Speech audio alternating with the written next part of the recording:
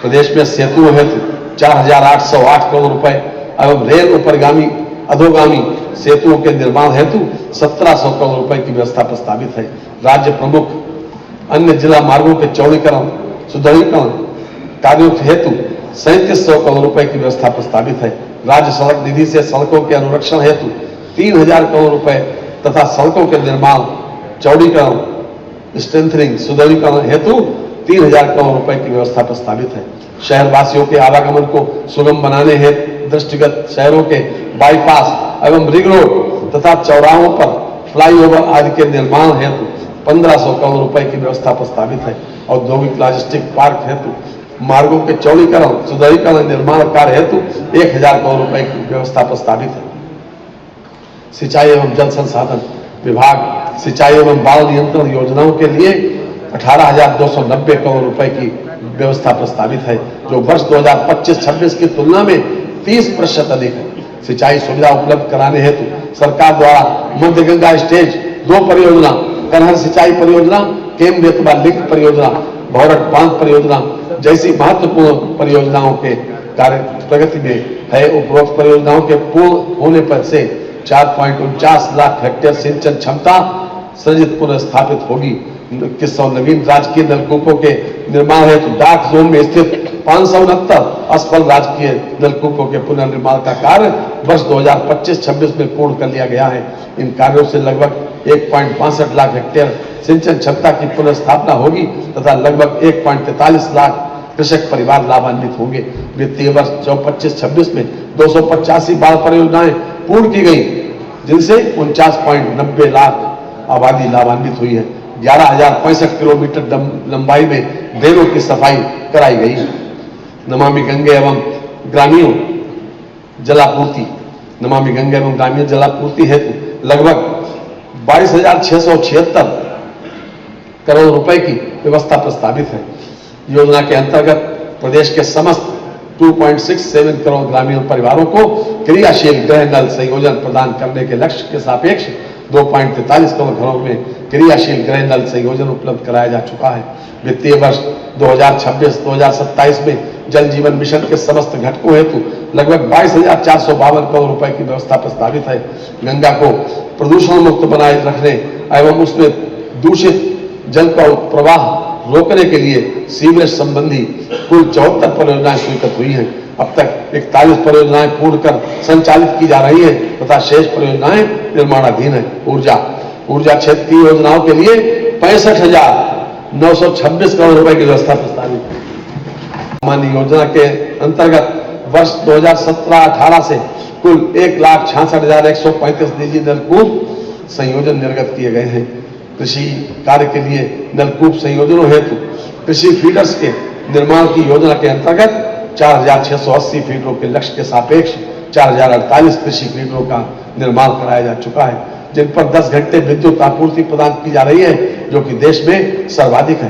प्रदेश में दिनांक 1 अप्रैल 2022 से वर्ष 2025-26 तक कुल 2,410 नए 33/11 kV विद्युत केंद्रों का निर्माण एवं क्षमता वृद्धि की गई है।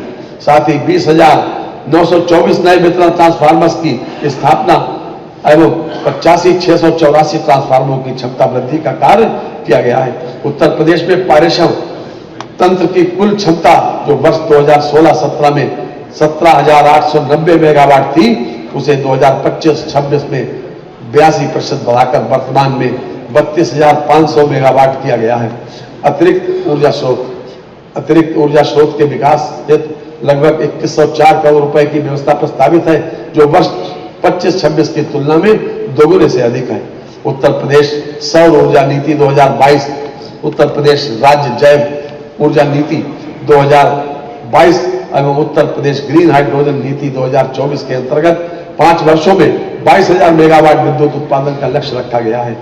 पीएम कुसुम सूर्य घर योजना प्रदेश में सघन रूप से संचालित है। इस हेतु 1,500 करोड़ रुपए की व्यवस्था प्रस्तावित है। अयोध्या एवं मथुरा सहित 17 नगर निगमों को सोलर सिटी के रूप में विकसित किया जा रहा है। ग्रामीण क्षेत्रों में अब तक प्रदेश में लगभग 5.20 लाख सोलर स्ट्रीट लाइट संयंत्रों की स्थापना कराई जा चुकी है।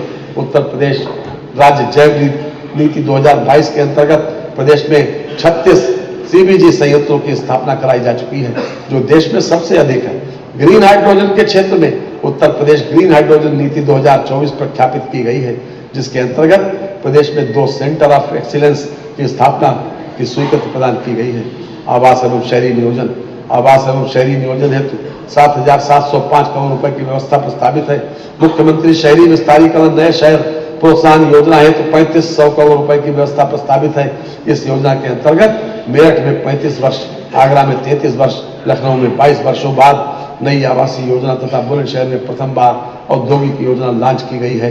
काशी बिंद क्षेत्रीय विकास प्राधिकरण का गठन किया गया है, जिसके अंतर्गत समाहित जनपदों जौनपुर, चंदौली, गाजीपुर, मिर्जापुर, भदोही एवं सोनभद्र को समेकित नियोजित विकास संभव हो सकेगा। प्रयागराज चित्रकूट क्षेत्रीय विकास प्राधिकरण का गठन भी प्रक्रियाधीन है। रीजनल रैपिड ट्रांजिट सिस्टम के अंतर्गत दिल्ली, गाजियाबाद, मेरठ नमो भारत ट्रेन का संचालन प्रारंभ हो चुका है। लखनऊ विकास क्षेत्र तथा प्रदेश के अन्य सभी विकास प्राधिकरणों के विकास योजना के अंतर्गत विभिन्न अवसंरचना कार्यों हेतु 800 करोड़ रुपए की व्यवस्था प्रस्तावित है। मेरठ, मथुरा, वृंदावन एवं कानपुर विकास प्राधिकरण के अंतर्गत अवस्थापना सुविधाओं के विकास की नई योजना हेतु 750 करोड़ रुपए की व्यवस्था प्रस्तावित है। नई योजना सिटी इकोनॉमिक रीजन हेतु 100 करोड़ रुपए की व्यवस्था प्रस्तावित है। अयोध्या के सर्वांगीण विकास हेतु 100 करोड़ रुपए की व्यवस्था प्रस्तावित है। उद्यान एवं खाद्य प्रसंस्करण हेतु 2,832 करोड़ रुपए की व्यवस्था प्रस्तावित है, जो वर्ष 2025-2026 के सापेक्ष 7% से अधिक है। प्रदेश की आबादी का बड़ा हिस्सा कृषि उत्पादन से जुड़ा है, जिसमें 90% से अधिक लघु सीमांत कृषक हैं। बागवानी फसलों के उत्पादन से लघु एवं सीमांत कृषकों की आय में वृद्धि एवं तुड़ाई उपरांत होने वाले क्रियाकलापों यथा विपणन, प्रसंस्करण, परिवहन, भंडारण आदि से अप्रत्यक्ष रूप से बड़ी संख्या में रोजगार के अवसर सृजित होंगे। राष्ट्रीय औद्यानिक मिशन योजना हेतु 715 करोड़ रुपए तथा प्रधानमंत्री सूक्ष्म खाद्य उद्योग उन्नयन योजना हेतु 478 करोड़ रुपए की व्यवस्था प्रस्तावित है।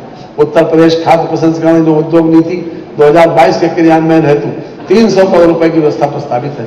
मुख्यमंत्री राज्य औद्यानिक विकास हेतु 25 करोड़ रुपए की व्यवस्था प्रस्तावित है। खाद्य प्रसंस्करण प्रदेश में खाद्य प्रसंस्करण उद्योगों में निवेश को बढ़ावा देने के उद्देश्य से अनेक कार्यक्रम फल सब्जी प्रसंस्करण, अनाज आधारित उद्योग, दुग्ध बेकरी एवं पशु आहार आधारित उद्योग आदि उद्योग क्षेत्र में सम्मिलित हैं। खाद्य प्रसंस्करण उद्योग लगाने हेतु सुनियोजित विकास के कार्यक्रम आरंभ कर उत्तर प्रदेश खाद्य प्रसंस्करण उद्योग नीति 2023 लागू की गई है, जो कृषकों को उनके उत्पाद का उचित मूल्य दिलाने, रोजगार व मूल्य संवर्धन में सहायक सिद्ध हो रही है। भारत सरकार के सहयोग से खाद्य प्रसंस्करण सेक्टर के अंतर्गत असंगठित क्षेत्र की इकाइयों को पूंजीगत अनुदान देकर लाभान्वित किए जाने के कार्यक्रम भी प्रधानमंत्री सूक्ष्म खाद्य उद्योग उन्नयन योजना के अंतर्गत प्रस्तावित है। गन्ना विकास एवं चीनी उद्योग उत्तर प्रदेश देश का सबसे बड़ा गन्ना उत्पादक राज्य है। वस्तुतः चीनी मिलें अब गन्ना खेती प्रदेश की अर्थव्यवस्था और ग्रामीण विकास की प्रमुख धुरी है। पेराई सत्र 24-25 में प्रदेश के 47 लाख गन्ना किसानों द्वारा 29.51 लाख हेक्टेयर क्षेत्र में गन्ना खेती की गई। प्रदेश में संचालित 122 चीनी मिलों में उत्तर प्रदेश राज्य चीनी निगम की 3, उत्तर प्रदेश सहकारी चीनी मिल संघ की 23 और निजी क्षेत्र की 96 चीनी मिलों द्वारा 956,09,000 टन गन्ने की पेराई कर 92,45,000 टन चीनी का उत्पादन किया गया। प्रदेश की चीनी मिलों की पेराई क्षमता 8.58 लाख टन प्रतिदिन है।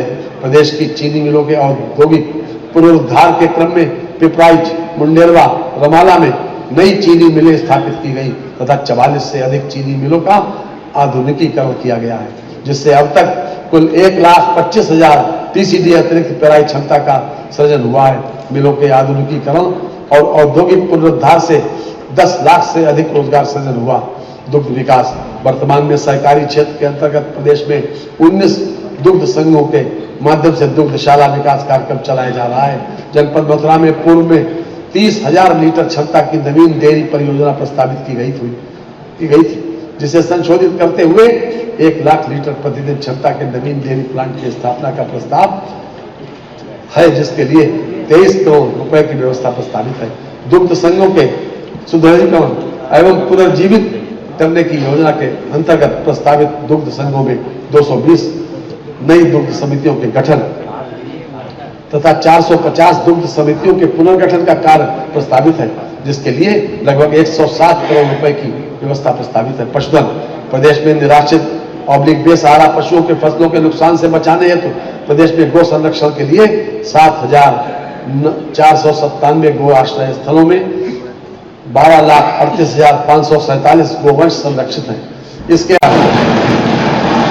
श्री राम जन्मभूमि मंदिर अयोध्या धाम तक पहुंच मार्ग परियोजना के अंतर्गत श्री राम जन्मभूमि मंदिर अयोध्या धाम मुख्य पहुंच मार्ग रामपथ का निर्माण कार्य पूर्ण होने वाला है। जमधरा में प्रस्तावित वैदिक वेलनेस सिटी से श्री राम जन्मभूमि मंदिर पहुंच मार्ग के उच्चीकरण का कार्य कराया जा रहा है। काशी में वैदिक विज्ञान केंद्र के प्रथम एवं द्वितीय चरण का कार्य पूर्ण कर पठन पाठन का कार्य प्रारंभ हो गया है। जनपद मिर्जापुर के त्रिकोणीय क्षेत्र मां विंध्यवासिनी मंदिर, मां अष्टभुजा मंदिर, मां काली खोह मंदिर के परिक्रमा पथ एवं जन सुविधा स्थलों को विकसित किए जाने हेतु 200 करोड़ रुपए की व्यवस्था प्रस्तावित है। जनोपयोगी संरक्षित मंदिरों के जीर्णोद्धार एवं पुनर्निर्माण हेतु 100 करोड़ रुपए की व्यवस्था प्रस्तावित है। संस्कृति इमलिया कोडर बलरामपुर में थारू जनजाति संस्कृति संग्रहालय का निर्माण किया गया, जिसका लोकार्पण किया जा चुका है। रामनगर वाराणसी में पूर्व प्रधानमंत्री स्वर्गीय लाल बहादुर शास्त्री के पैतृक निवास पर संग्रहालय स्थापित कर आम जनता के लिए लोकार्पित किया जा चुका है। भारत रत्न माननीय अटल बिहारी वाजपेयी जी के पैतृक गांव बटेश्वर में सांस्कृतिक संकुल का निर्माण पूर्ण कर लोकार्पित किया जा चुका है। भारत रत्न डॉक्टर बाबा साहब भीमराव अम्बेडकर स्मारक एवं सांस्कृतिक केंद्र का निर्माण ऐशबाग लखनऊ में कराया जा रहा है। जनपद प्रयागराज में निषाद राज गुहा सांस्कृतिक केंद्र की स्थापना की गई। पर्यटन वर्ष 2025 में जनवरी से जून तक लगभग 122 करोड़ पर्यटक प्रदेश में आए, जिनमें से 121 करोड़ से अधिक भारतीय पर्यटक तथा 33 लाख से अधिक विदेशी पर्यटक शामिल हैं। मुख्यमंत्री पर्यटन स्थलों का विकास योजना हेतु 500 करोड़ रुपए की व्यवस्था प्रस्तावित है।